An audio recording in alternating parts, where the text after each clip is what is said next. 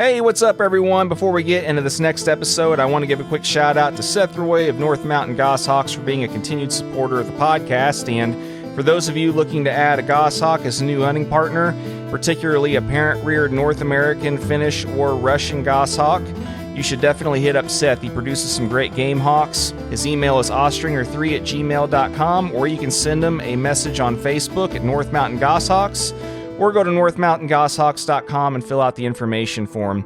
He can also do imprints, but specializes in parent-reared goshawks, and like I said, they're great performing birds, so you won't be disappointed. Hit him up, get on that list, and tell him we sent you. Now, on to this next episode of the Falconry Chronicles podcast.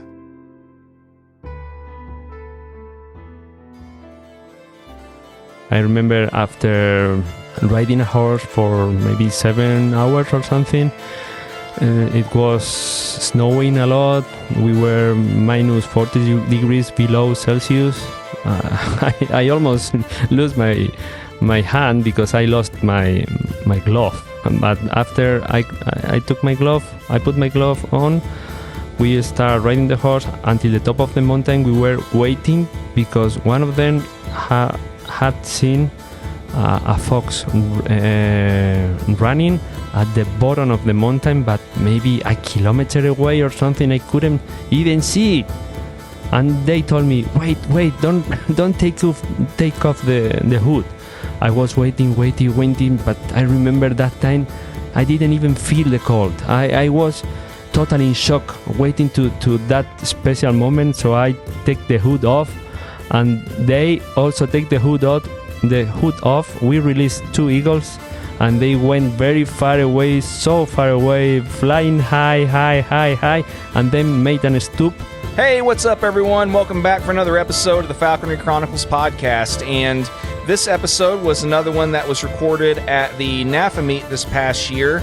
It was the joint NAFA IAF meet that is, the international one that they have every 4 years or so. And Santiago Camarena was one of the guys that was in from a different country. He's from Spain, and he was helping out with the Marshall booth as well while he was there. And I got a chance to meet him and had a chance to grab him and do a recording while we were both available one evening. And we sat down. He discussed some of his experiences whenever he was in Mongolia that you just heard at the beginning here, and talks about his personal falconry in Spain and what all that entails, and we talk about conservation efforts and all kinds of other stuff. So anyway, I'm going to turn things over to this conversation with Santiago, and enjoy. Here we go.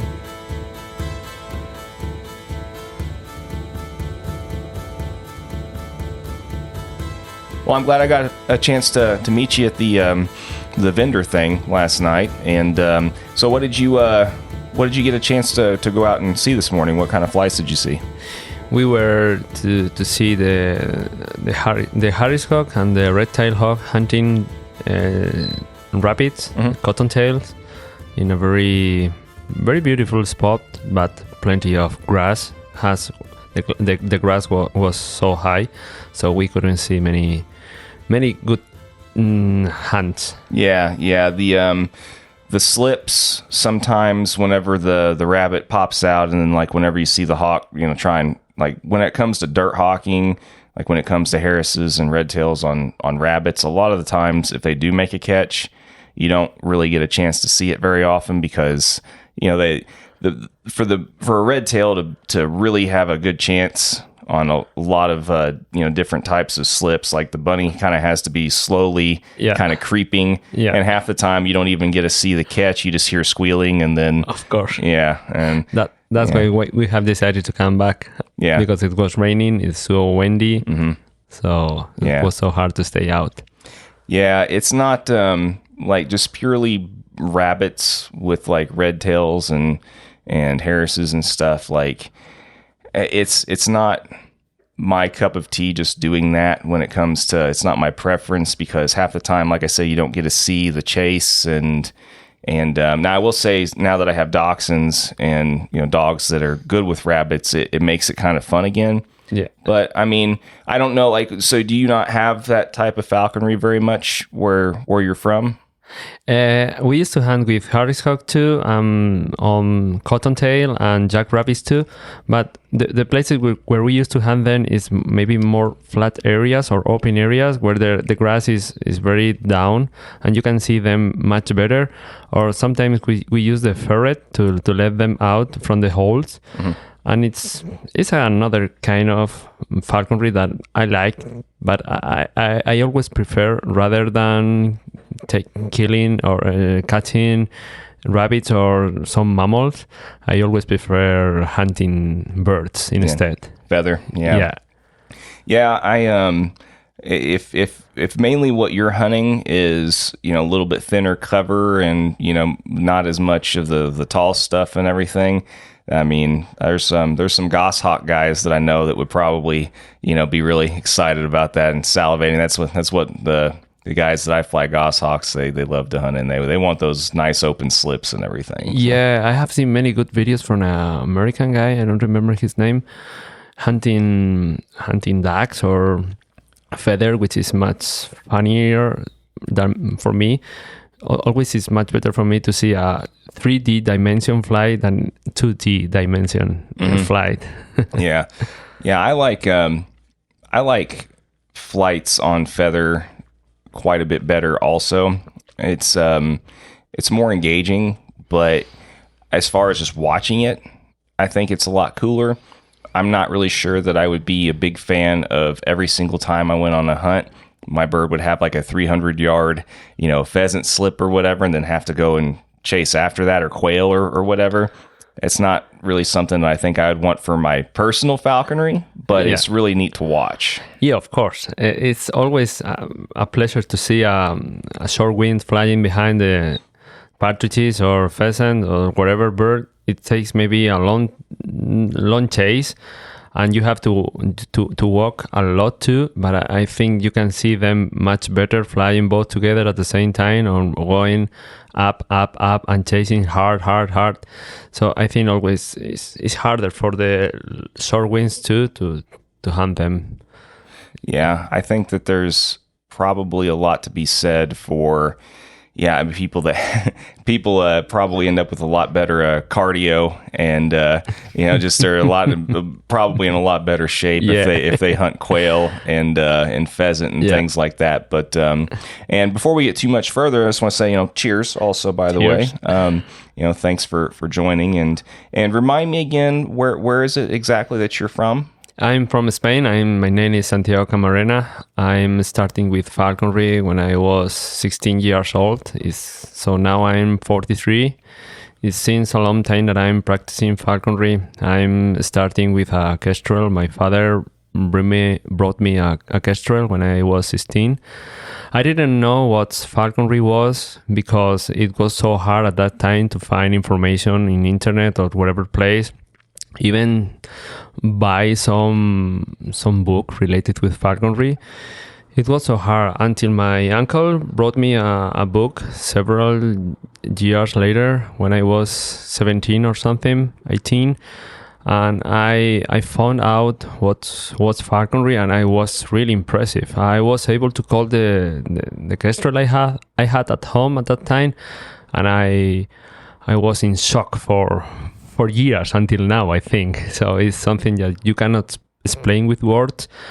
And after that, all my life has been related with falconry, and I dedicate all my life to practicing falconry. I study forestry engineer. I wanted to work always related with animals or research with animals. So I started to work with them in some kind of rehabilitation center. And then because I wanted to have enough free time to go hunting, I started working as a teacher, because I only work in the morning a few hours, and after that I could go out and hunt. That I love to hunt. It's the only way I can understand falconry. For us, it's more common to go to the field and release pigeons for the falcons or other kind of raptors, but I think that is not real falconry. We need to fight to find out the query in the field, which is give me the connection with the nature. If we don't have queries, we don't have falconry anymore.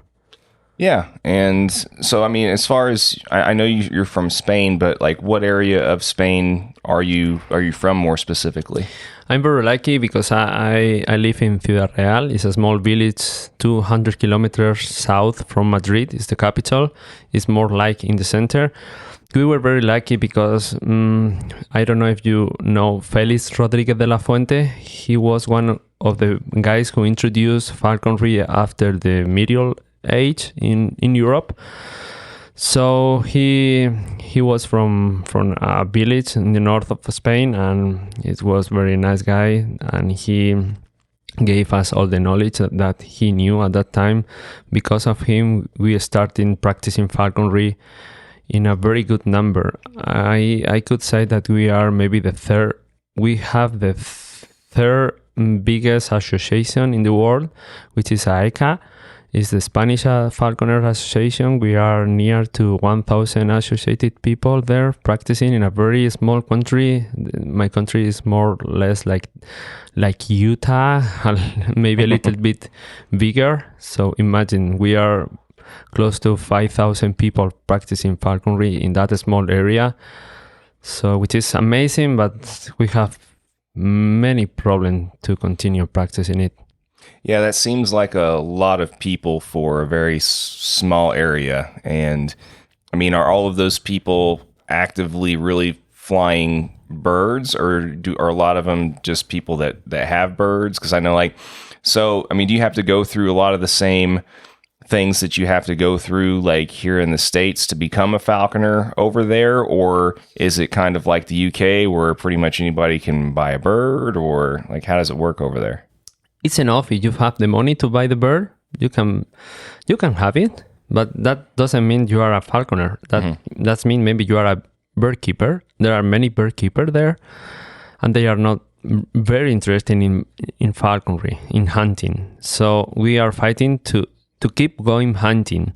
As you know, Europe is very overcrowded of people, overpopulated. Our population is maybe 10 times more than the population you have in the most populated state here in the States. So that means that we are overexploring our natural resources at a very high speed, like Germany did in the past. So because of that, they ruin all the natural environment because of the intensive agriculture, especially. So we are following them right now, and we are planting in a very industrial way, which means that we are polluting everything with the chemical product we use. Even for us, that is killing us very, very fast. What I can say is when I was 16, there was 1,000 of this bird you can see in my t-shirt. This is the little bustard. It's a kind of bustard. It's an endangered species right now. There are maybe not more than 3,000 in all Europe, and Spain is one of the best countries you can see them, especially where I live. I used to see more than 1,000 flocks, more than 1,000. Actually, it was the only quarry I started hunting. I didn't even know the name of this bird, and I have become, I think, one of the more protective falconers to this kind of species, because I see every time how we are losing them, and not only them, partridges, ducks, many game, but that means that if we are losing them, we are also losing other kind of animals like insects, rabbits, whatever animal that live with the human being is being killing by them because of the intensive agriculture, chemical products. I don't know, many things that we don't know yet. They are talking all the time about the global warming change. Okay, I can accept that, but why you are not talking about overpopulation or intensive agriculture? Because that gives you money. that support this kind of lifestyle we are having. That is too hard to say to the population. It's not very popular to say we are too many people living in these small countries. We are consuming a lot of natural resources, and we are killing everything because we want to have cheaper products, and we want to produce more. If you want to produce more in the same area, that means you have to do magic. The magic we are talking about is chemical product. It's explode the soil. If you explode the soil, you are killing everything. You are killing the base of the feed of the food of many animals are eating. Sorry for my English because it's not my mother language. You're fine. You're fine. I'm making a lot of mistakes. No, you're good. Thank you. Yeah. That is because I'm very worried. I became 2 years ago the representative of Spain in the EAF because I was worried for this situation. We are also fighting in the European Parliament for the environment as International Falconry Association. And I will do it for next year as a representative of the Spanish Falconry Association too. Because even the animalism, ecologism are not talking about this big problem, And as a falconers, we need to be very worried about this, especially in Europe, because it's happening first, but for sure it's going to be spread out all over the world. Even in United States, you will see not very that long. Hopefully, it will take more. Oh no, we're already seeing it. Yeah, I mean, and it's not even like here. It's a combination of a lot of things, but I mean, the biggest thing here, of course, is the development. And the building new houses and all the housing developments and things like. I mean, I've mentioned it many times before. I mean, one of the things that I've noticed. I mean, I started my first falconry season back in 2015, and even since then, we've lost a lot of really good hunting spots because they're now apartment complexes or whatever. I mean, it's happening all over the world. I mean, it doesn't matter if it's Europe, the USA, different parts of, I mean, it's everywhere. And, I think that's going to be, and I think there's a lot of falconers that would agree that that's going to be our biggest challenge moving forward is just loss of habitat, land, and prey base, So I can't agree more with that. And and I've kind of talked to people about it before, but I mean, I don't really know what can be done to really stop it, I know. You have to use a word called development. Mm-hmm. I'm not sure if that word should be the right one, because development for whom? For us as a human being? Because it's not for the environment, isn't it? Because for the environment, that is development in some case. Mm-hmm. So maybe at least we will be aware of this problem, in order to be more conscient of the problem we have, and maybe we can solve it in the future in a good way. Because if we are not able to solve it very soon, I think we cannot reach more than 8,000 million of people living in this planet.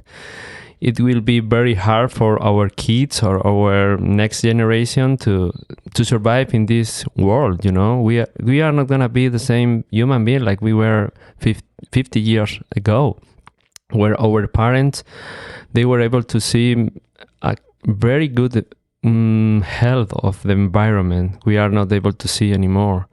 So every year it passes, every year we are not going to recover it if we are not working very hard in this nowadays. Do you ever watch any comedy specials or anything like that, or do you ever watch any comedians at all? No. So after we're done here, I'll show you I'll show you a kind of a section of a comedy routine that a comedian named Bill Burr does, and it's really kind of funny, but it basically addresses this very subject, and I'll show it to you after we're done. You'll think it's probably pretty funny, but Perfect.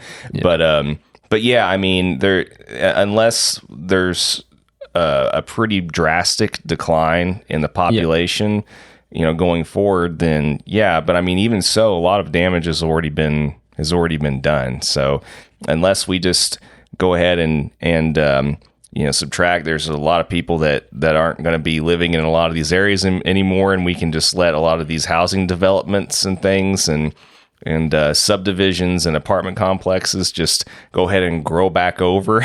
Yeah. I don't really know what else can be done either. But I think China did it in the past, but it wasn't very popular announcement they did in the past. They they forced to the people to have only one kid instead. Yeah. Maybe we can talk about that, even though if it's not very popular. But I don't really know. But at least we could take care of the land we still have. Why we should produce 3 times more than we need, or in that way? Why we cannot produce in another better way instead to exploit the soil or to build at any place, even if it's protected or there are animals? Looks like we are not very worried about the environment anymore. Only in the politicians talk about environment like if they were very worried, but they are not.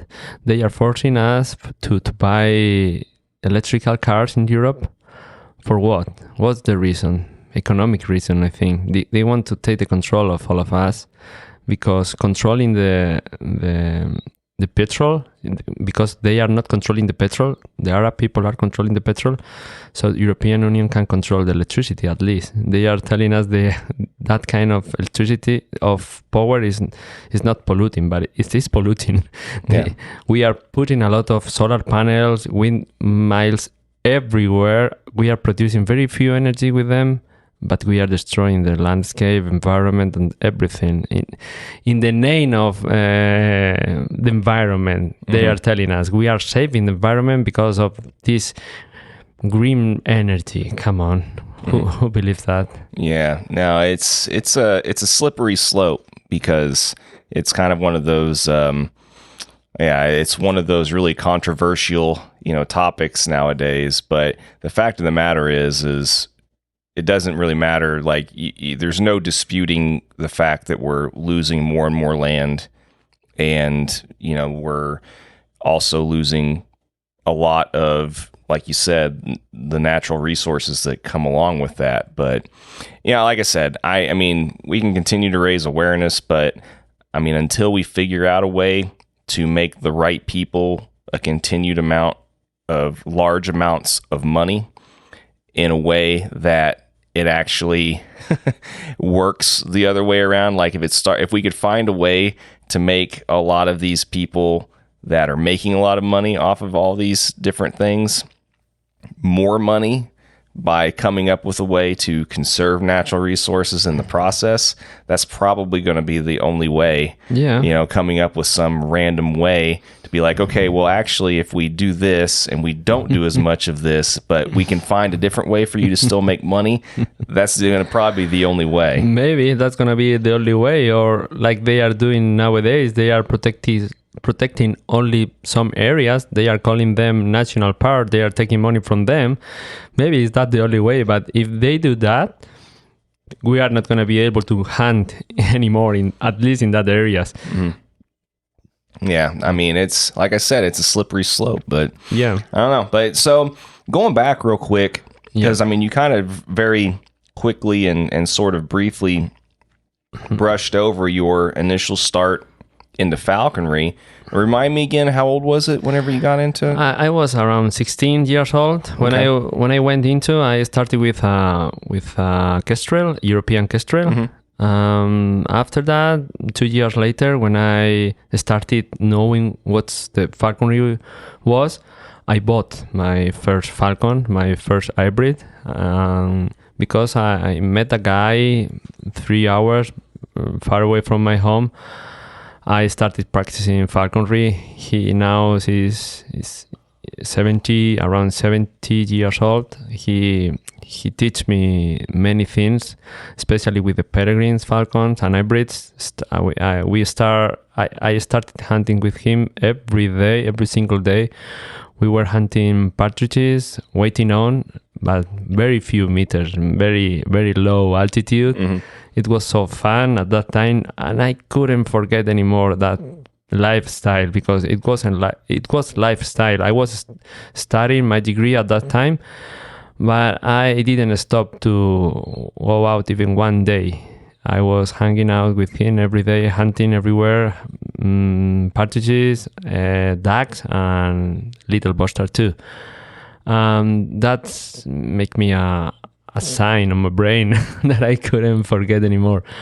After that, I started hunting with peregrines, falcons, always waiting on them. I started breeding with them. I breed peregrine falcons and I breed. I used to hunt also with an sparrowhawks, European sparrowhawks. Since 15 years ago or 12 years ago that I started breeding sparrowhawks too. I don't know, all my life has been related with falconry, hunting every day, and then 6 years ago or 7 years ago I started working with Marshall in Europe, which I'm very proud of that. That's give me the opportunity to live more closer the falconry and meet more falconers as I'm meeting you this time. Actually, I was here in Kearney in 2011. I think it was the last meeting here in Kearney, where I met a lot of people, like, for example, Laura, the eagle hunter. Laura McGow. Yeah. Laura McGow. Yeah. After I met her, I went with her in Mongolia, and we were living together there, hunting with the golden eagles, with the Mongols. We were 2 months or something like that there hunting. It was so fun. And before that, I remember I came here to the States during 3 months because I quit to stop teaching my degree, because I became a teacher, like I told you before. Mm-hmm. So I quit for a year, and I decided to live only with falcons and everything related with falconry. So I came for 3 months here in the United States. I started hunting with people, falconers in the States. I was also hunting with people from Nebraska. They live in Taylor, Anita and Eric, Crazy Falconer, and Eric Game Hawker. They were so nice with me. And John Testa, we were hunting in the Wyoming desert, sage grouse. And it was an amazing experience that still opened my mind a little bit more. I had more clear what I wanted to do with the falconry. Then we went to Mongolia, and then my falconry, it was going higher and higher and higher until so far that I think I don't know, I still want to make something related with falconry, but I think I'm feeling I'm doing the most thing I want every time. With this, I'm feeling very nice, but at the same time, I'm feeling very, very bad because of the thing of the loss of biodiversity. We have been talking about this morning in the IAF meeting, and as you said before, it's something that is happening in many countries around the world. So I'm feeling very good, but at the same time, not that good. You know, I would like to feel much better instead. Yeah, and as easy as it is sometimes to kind of like focus on those bad things or those negatives, we have to we have to kind of still keep that.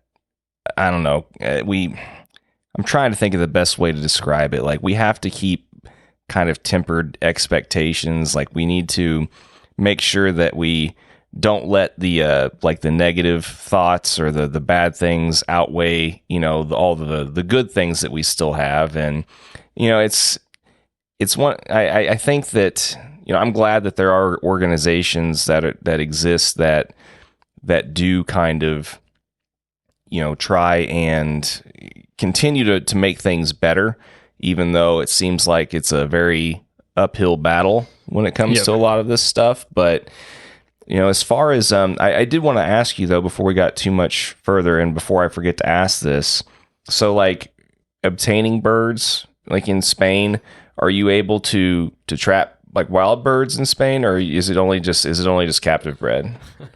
We can only use captive bred. We are being watching as a thieves, as a something very bad, because you are always doing something wrong, breaking the law.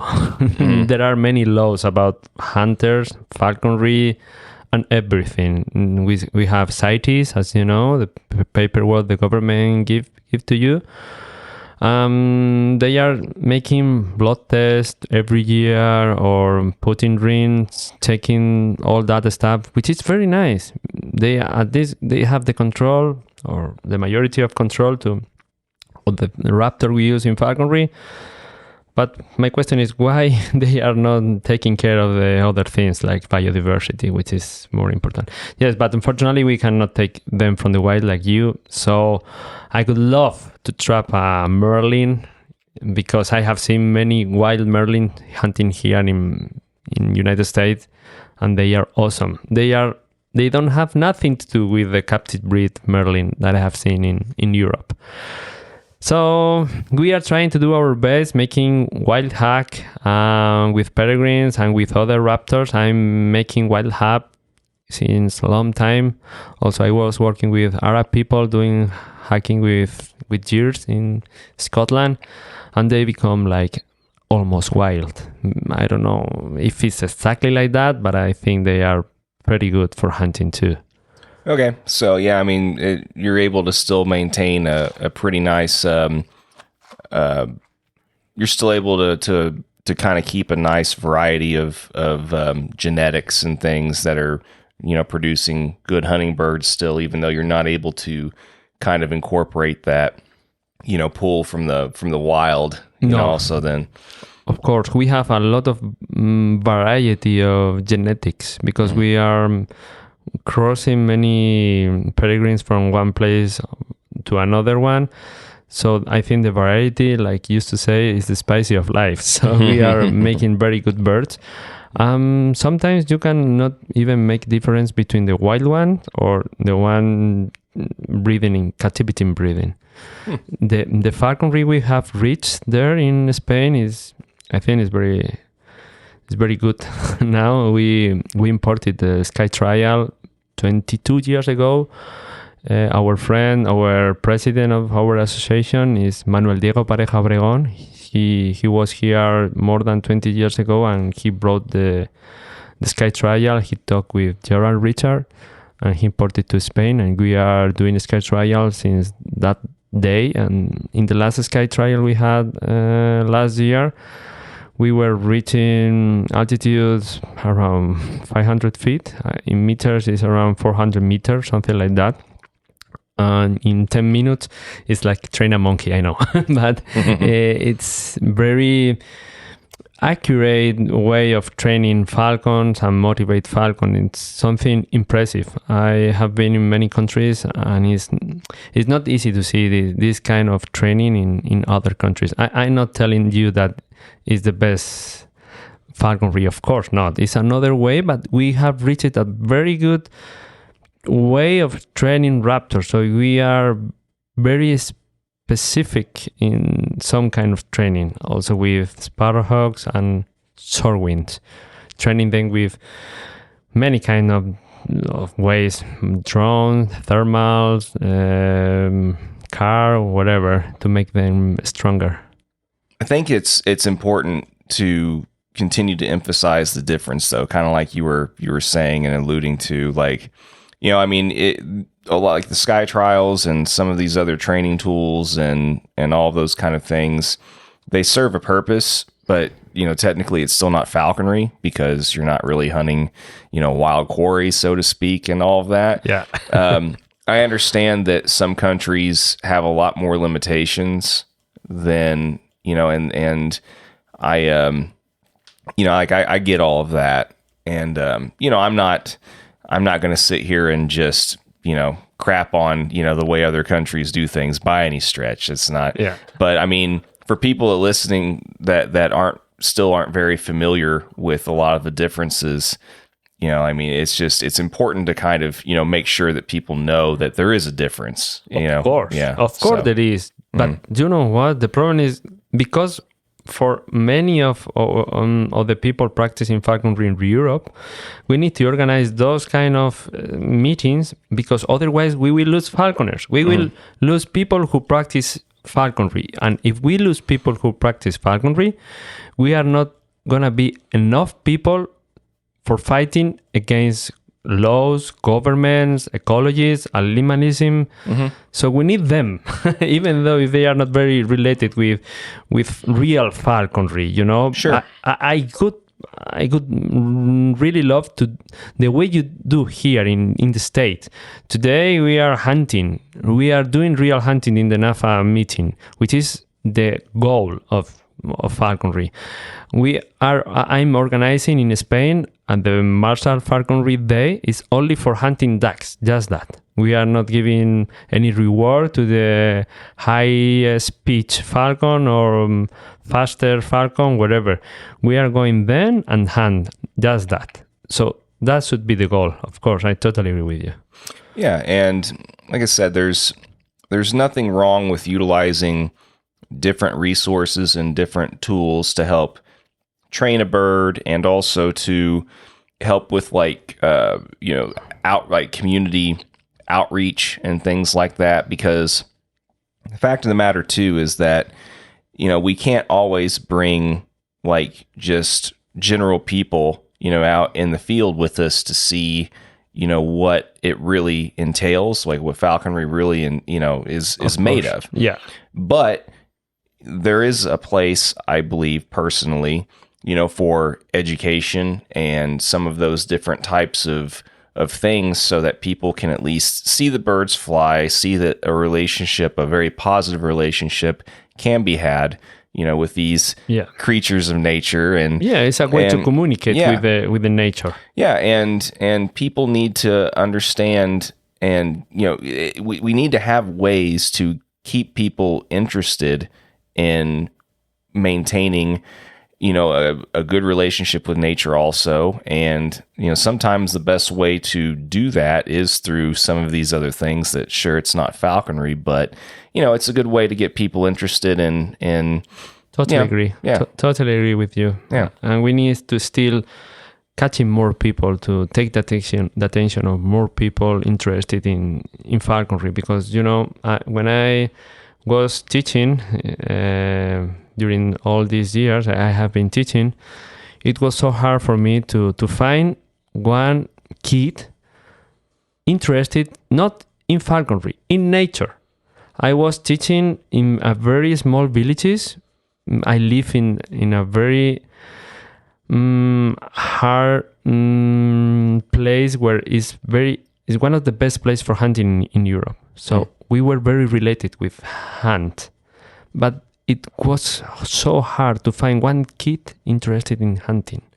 Maybe of 100 kids you can find maybe 5 kids interested in hunting with dogs, with rifles, whatever. But they are going out of the nature, so they are going to the phones or to the new technologies. But they are being educated in only one way. They are only receiving information from schools and television. That's a problem. Yeah. So we need to educate them in another way too. Yeah, and sometimes that's how you spark the interest of the next generation of a potential falconry group. Is some of those initial introductory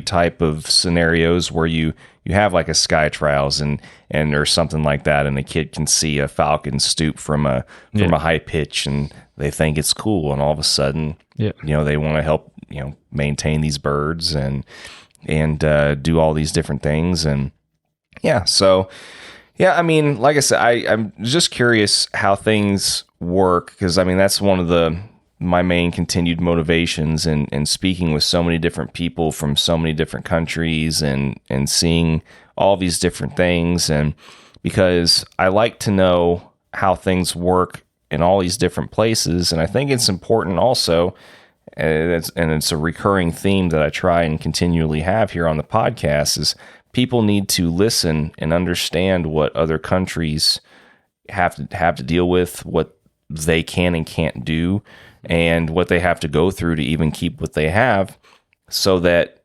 nobody gets too comfortable and too, have too much of a, feeling of safety, so to speak, that Yep.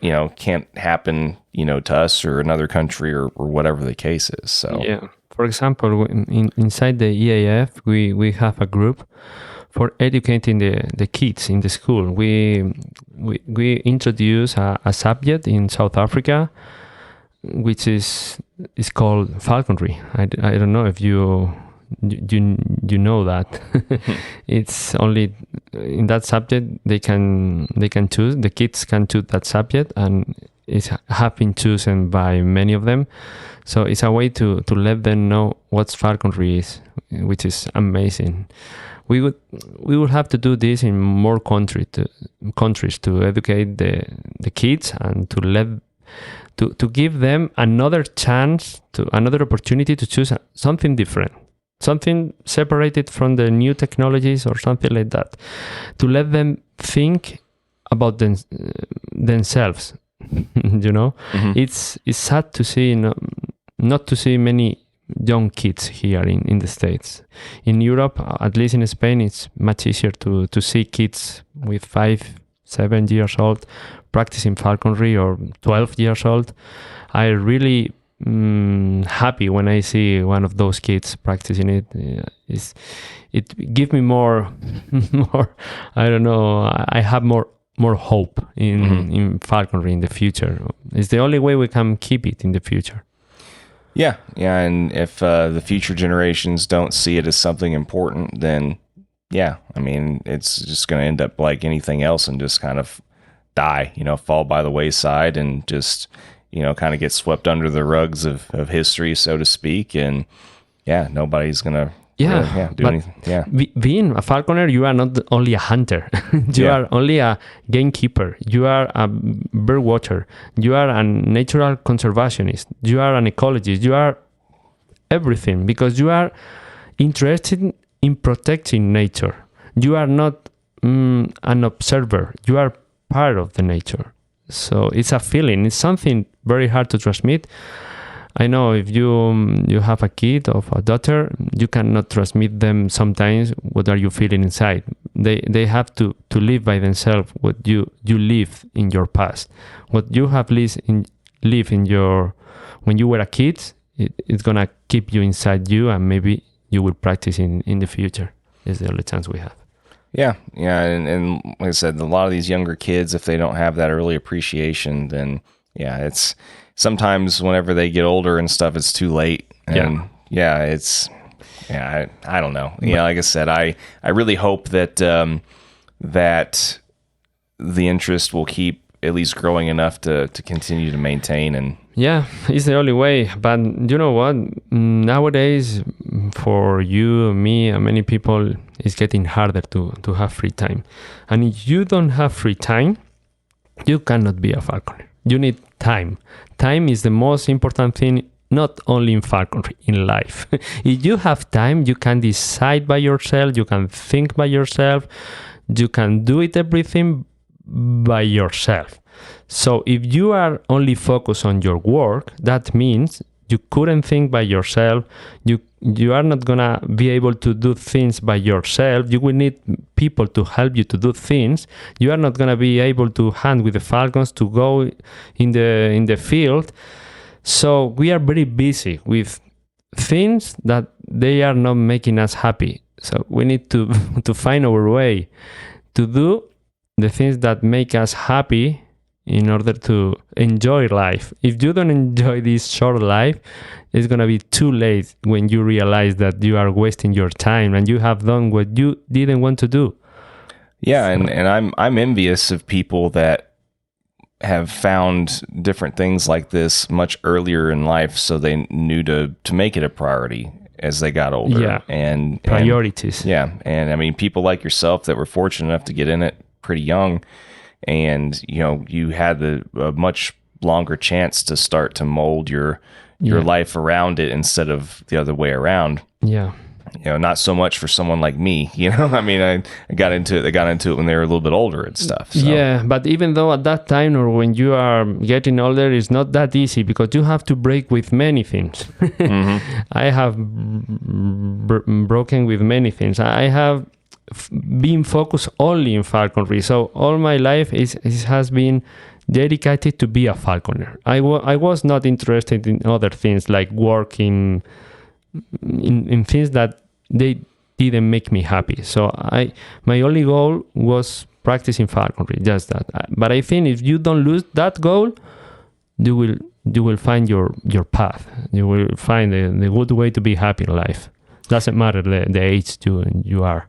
Sure. And I think it's important for a lot of people to realize too that it's important for them to try and figure out, not just through their hunting, but through whatever other means, if anybody has the capability to try and give back or contribute back to, the sport or the community in some way. Yeah. It doesn't have to be in like a hugely like earth-shatteringly, impactful way. I mean, sometimes the littlest things, everybody chipping in, can go a long way to maintaining, our continued, maintenance of this sport and everything. So, I mean, sometimes I think it's amazing that, for the steady decline to whatever degree over all these thousands of years, sometimes I think it's really impressive that it hasn't died out yet in a way. Yeah, I know. But when you go to the school, then your father tells you have to work hard to buy a house. Then you have to work hard to buy a car.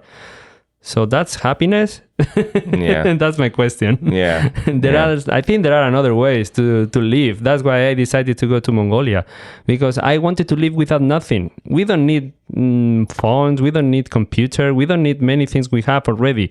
We can have another lifestyle. Why cannot do that? We need really to employ our time to buy stuff to be unhappy? Or what's the point on all of this history? Oh, yeah. Yeah, and I completely agree. I wish I would have learned a lot sooner that experiences were much more important than things, material things. But anyway, well, yeah, I mean, it's always an ever-evolving challenge for us as humans, I think. But before we start to kind of wrap this up a little bit, though, I mean, I do want to get to the part. You have been practicing falconry for a long time. I know you've got probably at least a couple of really nice hunting stories and or at least memories of some of the favorite birds that you've flown and stuff. So if you wouldn't mind, sharing one or two of those, it'd be great. Of course, it's a pleasure for me to talk about falconry, and thank you to you to give me the chance to talk. It's amazing. We have this kind of podcast with falconry and more people related with falconry. We have always to collaborate with people interested in falconry, of course, 100%. Thank you so much. Yeah. And yes, I have had many really amazing flights. Especially, I remember one in Mongolia, we were at the top of the mountain. I was with Lauren, and she was making me a video. I was with two old guys from Mongolia, eagle hunters, real eagle hunters, not the fake thing the tourists used to see in Ulaanbaatar. We were in Bajan Olki. I remember after riding a horse for maybe 7 hours or something, it was snowing a lot. We were minus 40 degrees below Celsius.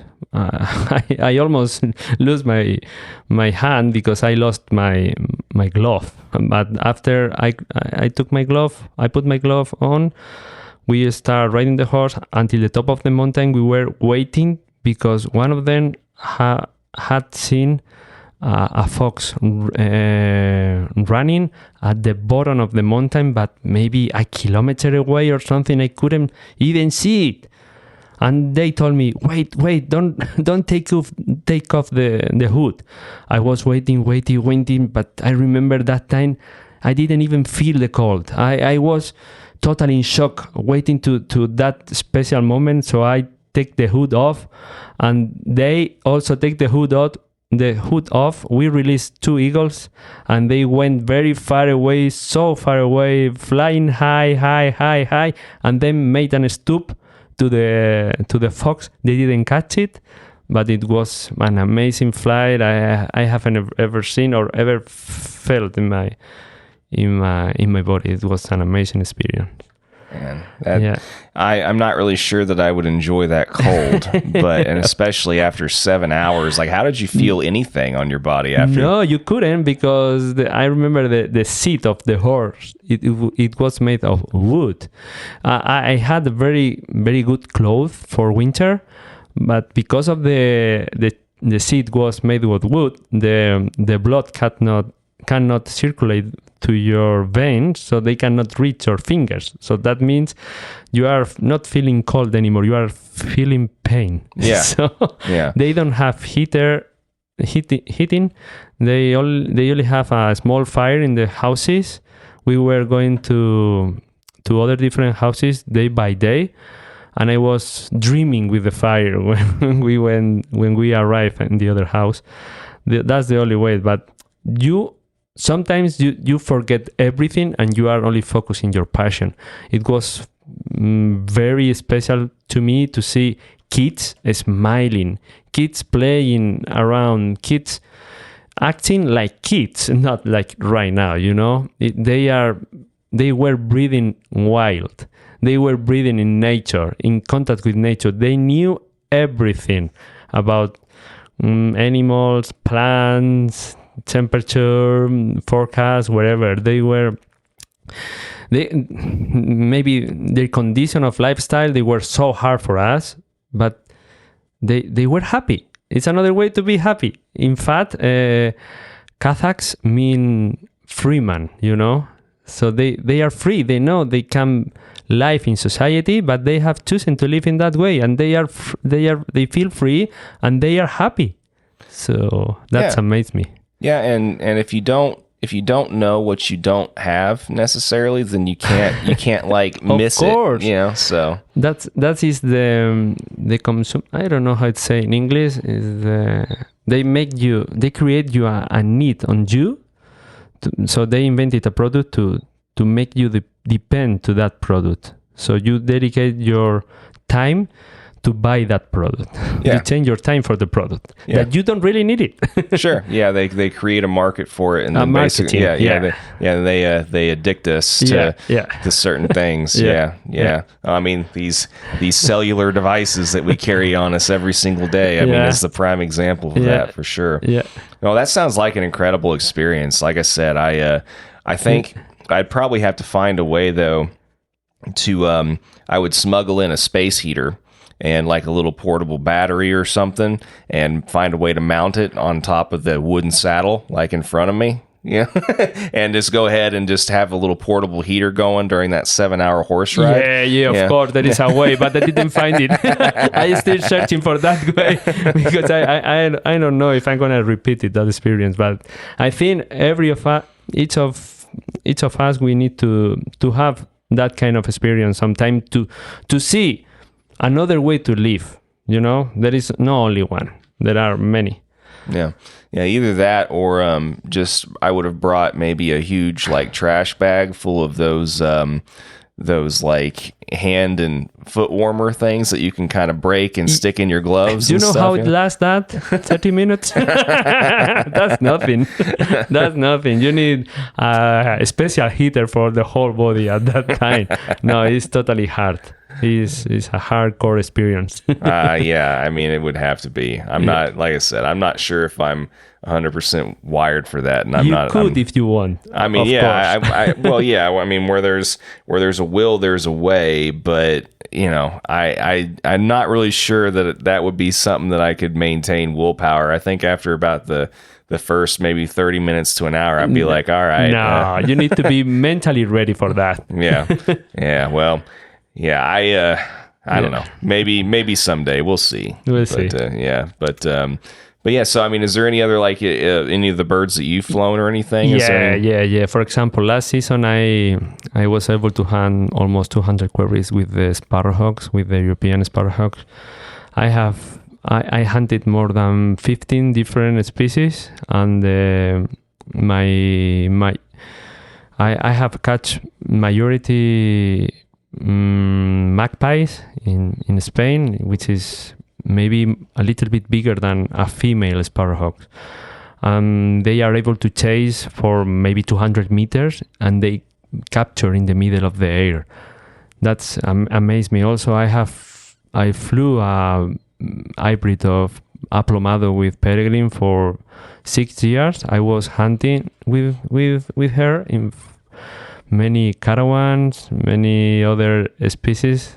They were much incredible than the falcons they use in the Emirates, because they are smaller, they are faster, and they are able to hunt caravans much faster than other falcons do. They are also able to wait flying over the tree when the quarry is going inside the tree. They are able to waiting on the tree. For example, the pure aplomado is not able to do that. The pure aplomado, they go inside the tree and they maybe stay on top, but seated, not flying. So that is a disadvantage. It's better to stay flying on top of the tree, and then you flash the quarry inside the tree. That's amazing. I have many videos on my Facebook profile on Instagram. No, Facebook. Santiago Camarena, if someone want to see them. And also with my peregrines that I breed with them, I used to fly a couple at the same time, 2 females, and I still hunting with them since maybe 7 years ago. I remember many good flights with them, flying very high in the sky, like Ed Pitcher used to describe in his book, and coming from the clouds, and one of them kicking very hard the duck 100 meters high or something like that, and the other one catching in the middle of the air. I wanted to cry. I was with a friend, and my friend couldn't even believe it. I couldn't believe it either. It was like a movie, something very, very special. I don't know. I really love to fly the 2 female peregrines at the same time, hunting ducks or little bustard in the past. It's an amazing experience. I think ducks or those birds that they don't try to go inside the bushes or inside the forest, they try to escape flying. They are perfect birds for hunting with the falcons. That's what amazes me. Three dimensions hunt. Yeah. I mean, it's hard to beat a nice stoop when it comes to that kind of stuff, for sure.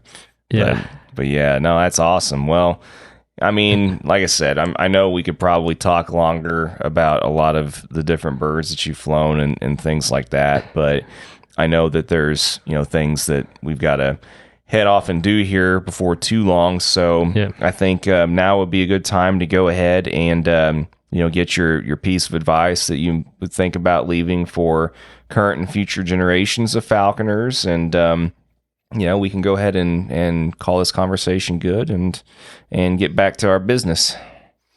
Yeah, perfect. Thank you so much. Yeah. What I tell to the new generation, I think I could be closer to them. We are working hard to make shows. Shows we are going to the schools to show the small kids what is falconry. We need to do more often that kind of stuff. I don't really like to do it sometimes, but I think it's necessary. Otherwise, it's going to be so hard to keep them close to us. Or nature. It's not only to us, falconers. To nature, to healthy products, to healthy lifestyle. So we need to educate them, or at least let them know that there are more options in life. Not there is only one. So it's the only way we can think by ourselves. We don't need anyone who tell us, put you this vaccine or or don't go away because it's dangerous, or don't think in that other way because it's misinformation. Come on, we need to think by ourselves. We need to choose our path, and we need to teach the kids when they are kids. That is a very good thing we can do. Go to the school, so then what is falconry? Yeah, it's the only way. Yeah, no, I think that's like I said, getting people more interested in trying to, increase that educational outreach, to the up and coming generations. Like you said, is going to continue to be a very important thing. And I don't know. I mean, that, like I said, it's going to be interesting to see how we can continue to find new ways to do that. Other than just simply going to schools or doing shows or things like that. More meetings, maybe more meeting like this we are doing, but maybe, I don't like, but maybe we can do more sky trial or think that the regular people can see closer. This, I really love this way of hunting style and hunting meetings. They are totally necessary. But I also think that we need those ones to show the other people, like kind of sky trial or shows that maybe we don't like that much, but it's needed to do that, to make the falconry more known again. Is the only way to make it more fashionable. Talking about falconry, we are making it bigger again, like America. I think every country has people that tries to do things to contribute back, and like I said, hopefully the up and coming generations, that will hopefully continue to be inspired by people's efforts, from the educational side of things and all that kind of stuff. Hopefully they can keep coming up with new innovative ways to keep passing it, paying it forward and everything else. But we are thinking about making more meetings like the one they are doing in UK, like using the plane for showing how the falcon chase the plane. What we don't like as a falconer that way to do falconry, because that's not falconry, but it's a way to show the people what is the falconry. It's a very cool way to show what's able to do a falcon. What can we do a falcon in nature? Why we have to preserve nature? Why falconry is not only important to hunt a quarry in the field. Falconry have been used in the past and nowadays to keep many species still alive, like the Mauricio kestrel, California condor. Those were bred by falconers. Falconers have contributed to keep many wild species. So to be a falconer, there are many ways to define what a falconry is. It's conservative, knowledge about nature, another feeling with nature. I don't know. There are many things to say. It's not. I mean, sure, the traditional definition of falconry is pursuing and trying to take, a wild quarry with a trained falcon or a trained hawk or whatever, trained raptor. But I mean, there's a lot of other, underlying implications with that, because that we need to include it, maybe. Yeah, for sure. Well, there you go. You can go ahead and write the next definition for it for Webster's then, We'll see. I think I know that. I don't know. Yeah, well, one step at a time, right? Yeah, of course. Yeah. Well, no, this has been a cool conversation. I'm like I said, I'm very happy that I was able to make it up here for at least a couple days and meet more people like yourself from different facets of the world. And, yeah, you need to try and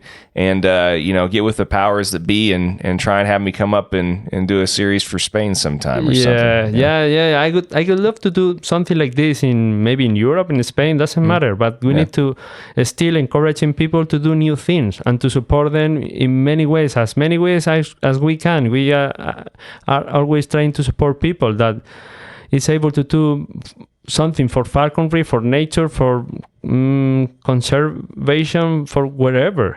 So it's pretty amazing you are doing this job. I'm really grateful to you. For me, it's a pleasure to stay here. I'm really happy to stay here with you and meeting people like you. I'm thankful that people are still receptive and get something from these and enjoy listening. And like I said, I appreciate people like yourself that are willing to be a part of it. So yeah, of course. I listened the one you made with Mark Williams. They were an amazing podcast. Yeah. Well, like I said, I appreciate you, and we'll probably try and figure out a way we can talk again soon. But I guess we can go ahead and have another drink, and then, like I said, get back to business. Perfect. All right. Awesome. Appreciate you. Thank you so much.